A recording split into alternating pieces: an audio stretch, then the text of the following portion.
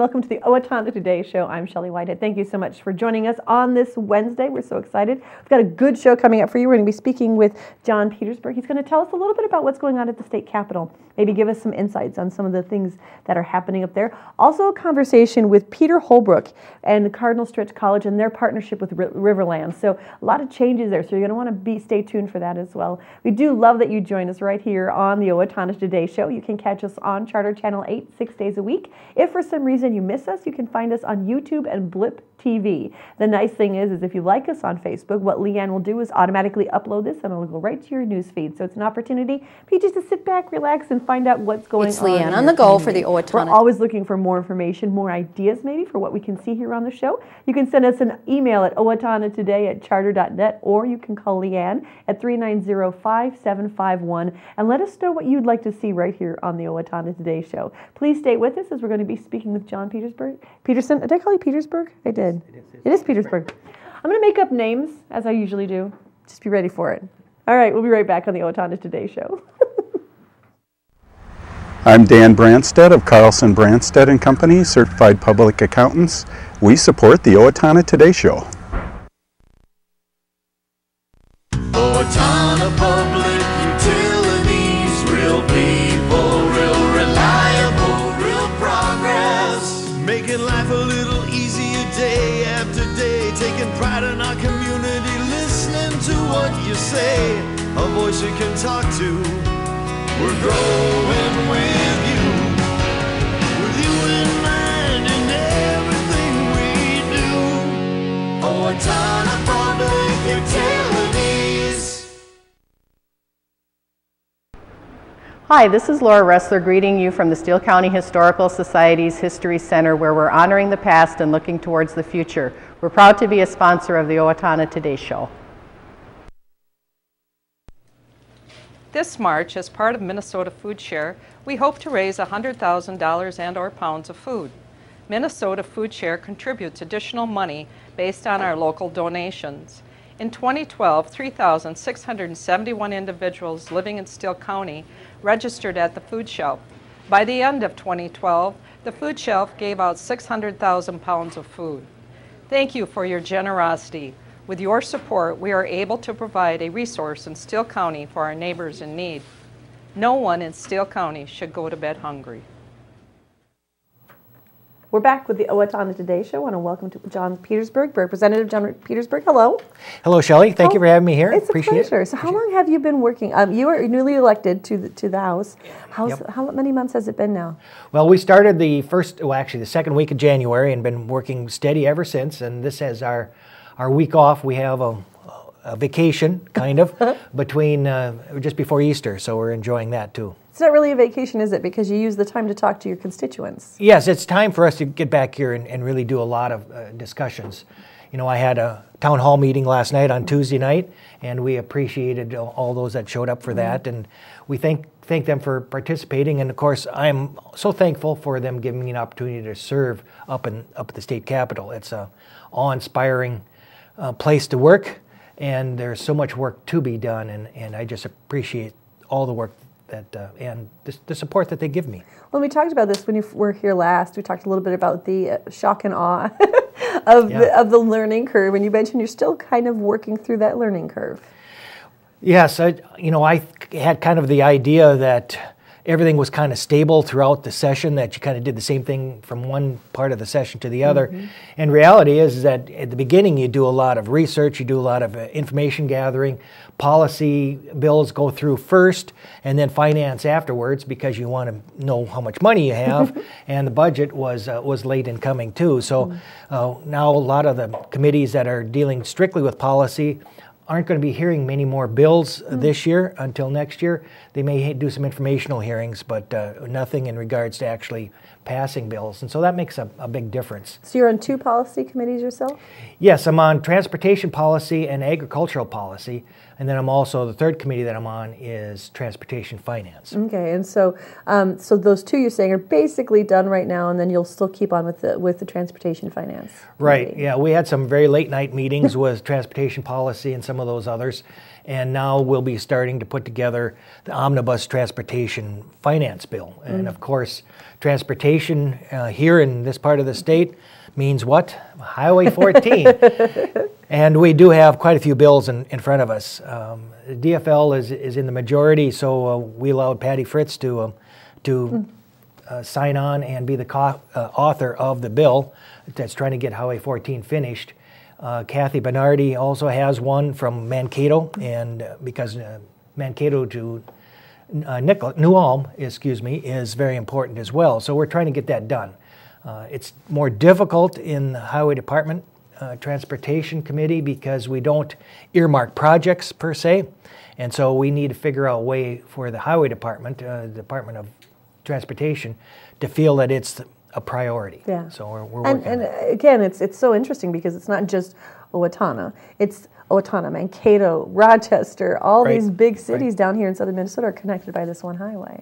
Right, and as I learn more about the transportation system here in the state, between the trunk highways, which are the main ones that the state is responsible for, plus the county highways, plus township roads, we have, my understanding was, we have enough roads to go around the equator 3 times. Oh, goodness. So there's a lot of roads for us to deal with, and there's, as I looked at 4-lane versus 2-lane, there are hundreds of sections throughout the state of Minnesota that are missing 7 miles here and 8 miles there, et cetera. So it's a real challenge to get us back up top to the priority. So, but we're working hard at it, Yes. and I think we'll get something done. Well, and we've heard in the news lately a lot about the budget, and of course finances have a lot Sure. to do with that. So why don't you talk to us a little bit about what you know, because nothing's been decided yet, but what you know so far about some of the budget proposals. Yes, so right now the governor put his budget together a while ago, and it had some really things that we're not very happy about, Intriguing, yes. and were not very popular, and so he revised that and came out with a revised budget a little over a week ago. And the DFL side has kind of their counter proposal to the governor's proposal that came out just the end of last week, and we're reviewing that. Obviously, people are asking, well, what about the Republican budget? Well, the reality is that we've been in the Republican budget for the last 2 years, and we think it's working pretty well. And so if we don't do anything with the budget, we'll just continue on with that. And of course, that we think would be very beneficial. It's something where 3 years ago, 2013 was projected to be, I think, like $4 billion in the red. Right now, we're only about $600 million in the red. And I know we talked earlier about what does that mean. Because Well, $600 million in debt to me, I would be like under the table crying, Right. if that was in my own personal life. So I was wondering, just kind of break that down into like a personal person's. Well, if you're, let's say a person had a salary of $35,000 a year, $600 million would be the equivalent to having about $600 in deficit. And that's where we are today. That's where we are today. Whereas 3 years ago, they projected that. That we would have been almost $3,000 in deficit. So that's kind of where we're at. And it seems like a lot, but it's in regards to a $35 billion budget, it's not much. And when we use the other resources that we get from federal government and highway gas taxes and so forth, Minnesota's budget is actually closer to $70 billion. We have almost double in other resources that we have as well. So does those other incomes also then help offset those deficits? No, they don't. They're all for special projects. For example, we talked about transportation earlier. Most people don't realize that gas taxes, sales tax for automobiles, and license tabs pay for 100% of our highway usage, including the highway patrol, including dollars to counties and townships, including dollars for airports, railways, light transit, and even ports up at Duluth and Port Authority. Wow. So all of that comes from those particular taxes. Now, light rail up in the cities also provides a little bit of sales tax for light rail, but almost everything else comes from transportation, and it's self-sufficient. So they don't really get any other dollars other than from those particular three sources. Okay, wow. So that's the budget areas. We've also, another big thing is schools, and we've heard around the country, some like Chicago's trying to close 50 schools, and we are not at that point, thankfully, but yet we still owe money to the schools as the state. So what is going on with that situation? Yeah, right now neither one of the budgets do, the DFL or the governor's budget, do much for paying back that shift. Although Let's the talk DFL, about that shift really quick. Define it quickly. Basically, what the tax shift is that the school districts get appropriated so many dollars for their particular school year. The shift means that the money for that particular year gets postponed being paid until, I believe, in October. And so they still get the money, it's just that it's delayed, and the school district then have to find a way of cash flowing. Then we hear that. some of the loans that are happening because of that. Right. After the first year, though, it kind of gets into a cycle, so it's not as devastating, but we still need to be very conscientious about the fact that we don't need to balance the budget that way if we don't need to. And I think we need to continually work at striving for ways of making education more efficient, more productive, and more effective. And I think reducing just some of the expectations that we have. I recently met with Medford School, and they were telling me that they have now 3 mandated testings that they have to do that take up so much lab time that they don't have enough computers and labs for kids to actually get into the lab on those days. And so why? They said, as he said, we only use one of those tests because the others are maybe some value, but they're not really the effective way of determining how kids are doing. So if we can just eliminate some of those options and eliminate some of their expectations that have been put on the school districts that haven't been rethought for a long time, we maybe could allow them to utilize their funds in a much more efficient way. So, would that fix you've just said will not fix the paying the schools on time? Correct. So are there some bills moving forward to help fix that, to help pay the schools back on time? Well, there are certainly bills been introduced. So far they haven't been heard and haven't come to the floor. Matter of fact, I think the very first bill introduced this year in the House was to pay back the shift. We don't know where that's going to be in regards to the session and where it'll come to the floor. Well, again, it's like you said, it's the process. You have to do the groundwork. You have to do the research first before you can move there. I think that's a good thing for us as constituents to keep in mind, is that you can't fix everything at the beginning of the session because you have to build up to it. Right. If you spend too much money on those bills without knowing the final end, pretty soon you don't have enough for even the basics that you need to. So everything has to be put into the pie and mixed up and then see what turns out. John, I want really quickly, if some people have thought about what you've heard today and they're interested in maybe talking to you about it, how can they get a hold of you? Well, they certainly could call my office, and I wish I had that number memorized. It's on the screen. 888-296-5378. Say it more and more, it'll get memorized. 296-53788. So, it's with cell phones, I just have it programmed in, so I just punch the button when I want to call. Yeah. But also, you can also email me, and that is simple. That's rep.john.petersburg@house.mn. So it's pretty simple. Thank you for your time. We look forward to hearing these updates as you move forward. We really appreciate it. Yeah, thank you so much, and I thank you for everybody for your support. Good. And hopefully you'll come and talk to me. All right. Thank you. We'll be right back with the Owatonna Today Show.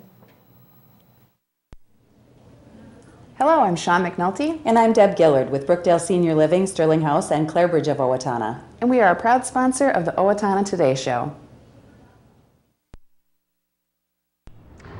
Don't let the cold winter weather stop you from exercising. Keep up your fitness program at the West Hills Tennis and Fitness Center. We offer a variety of different membership packages available on daily, monthly, and yearly basis. We also have a variety of programs and services to help the newest of members get started and to help those who have been around for a while improve on what they are doing. The Tennis and Fitness Center participates in insurance reimbursement programs with a variety of different insurance providers that could make you eligible for up to $20 credit each month. For more information about the West Hills Tennis and Fitness Center, call us at 444-4290.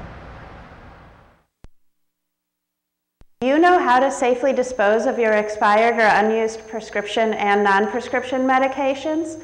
not by flushing them down the toilet or putting them in the garbage. Doing so pollutes our rivers, streams, and drinking water supply. Take it to the box instead for safe, secure disposal. It's easy. Bring your unused medications in their original containers to the drop-off locations listed on the screen and drop them in the Take It to the Box drop box. Proper disposal of unwanted medications keeps them out of the hands of children and out of our environment. This is a message from the Safe and Drug-Free Coalition of Steele County. Hi, I'm Glenn Mager. And I'm Tim Thomas of the Brick Mager Funeral Home, and we're proud to serve the Medford and Owatonna areas with cremation and traditional funeral services. And we're proud to be a part of the Owatonna Today Show. I'm Mark Woodrich with Steele County Blades Junior Hockey. Come back to the orange and black. We'll see you at the rink. The Steele County Blades are very proud supporters of the Owatonna Today Show. Hi, my name is Dave Olson and I'm with R&K Electric, where we provide power to the people. We're proud supporters of the Owatonna Today Show.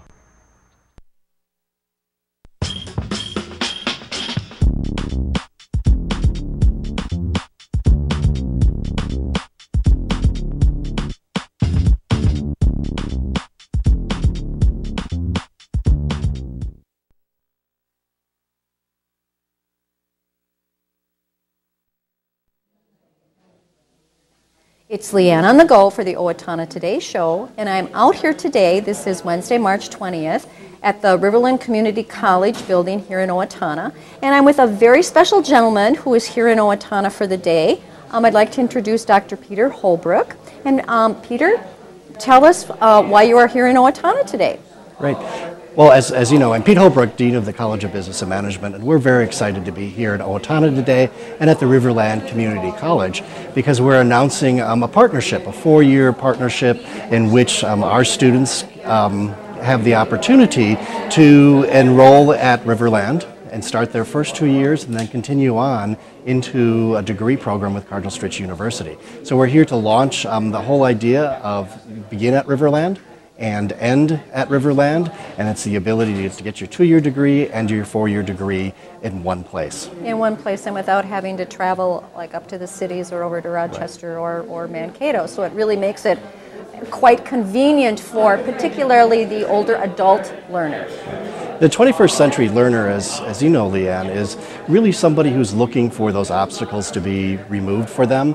They want to be able to study in the communities where they work and where they live, and they want to have the flexibility to have everything, have a job, have a family, have a work, but they want to be able to go back and do school, and this will be an opportunity for them to do it right here in the community. Okay, that's wonderful.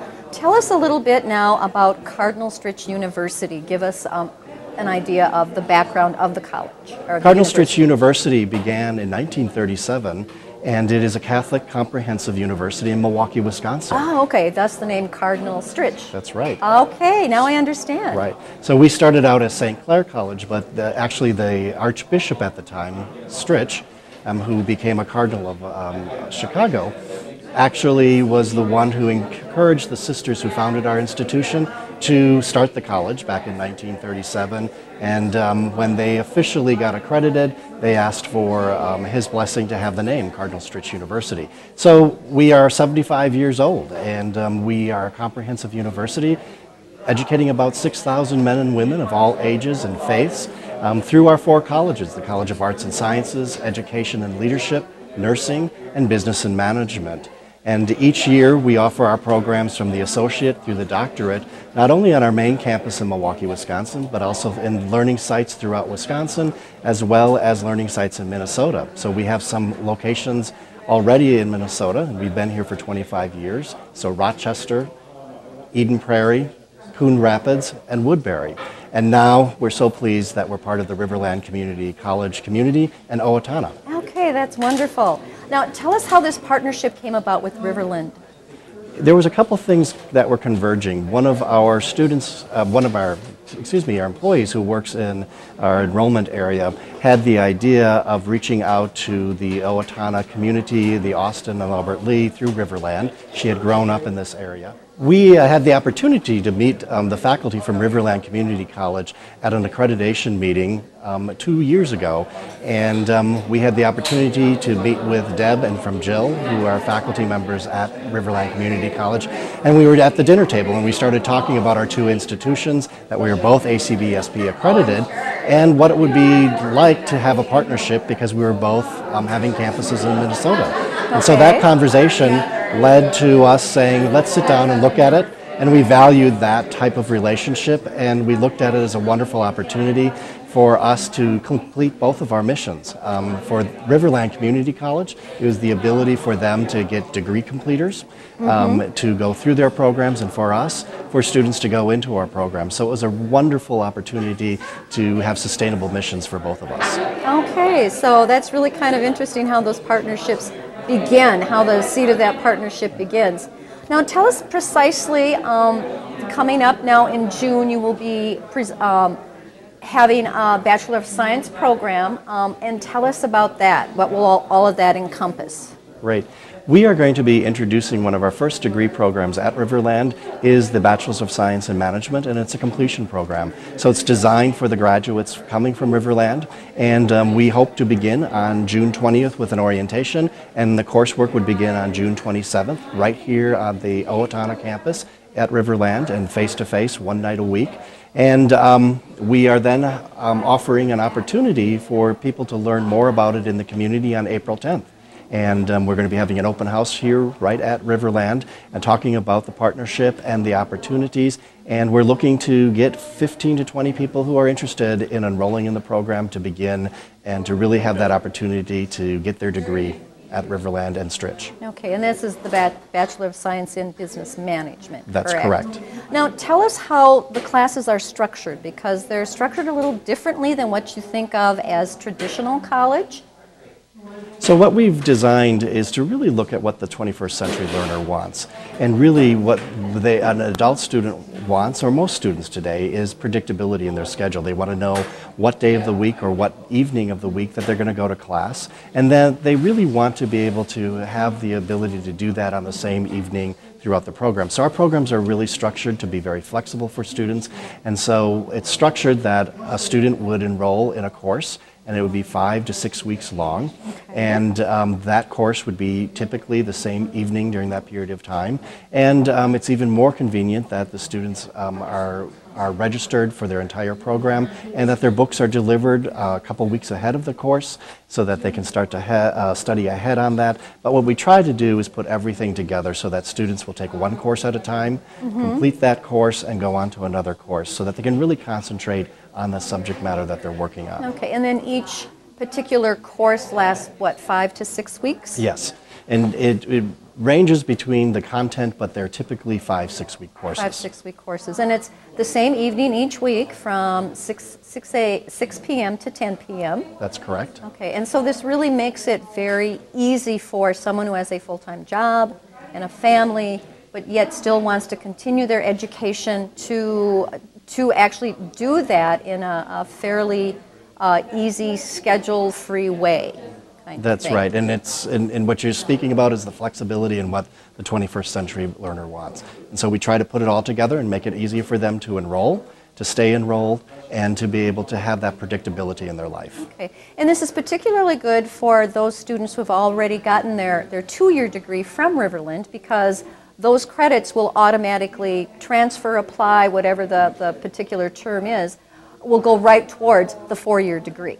Yes, we designed it really with Riverland in mind, and so we looked at the curriculum and not only made sure that every credit that they took at Riverland would transfer in and be counted towards graduation. We also looked at typical courses that we would offer in the major that were offered at Riverland, and we would count them towards the major, and then we created a couple different courses that are typically not in our sequence, but were designed for Riverland so that it would be a very seamless degree process. Okay, and then the classes that you yourself are offering are classes that are needed. You're not taking an unnecessary class to fulfill the requirement for the graduation. Right.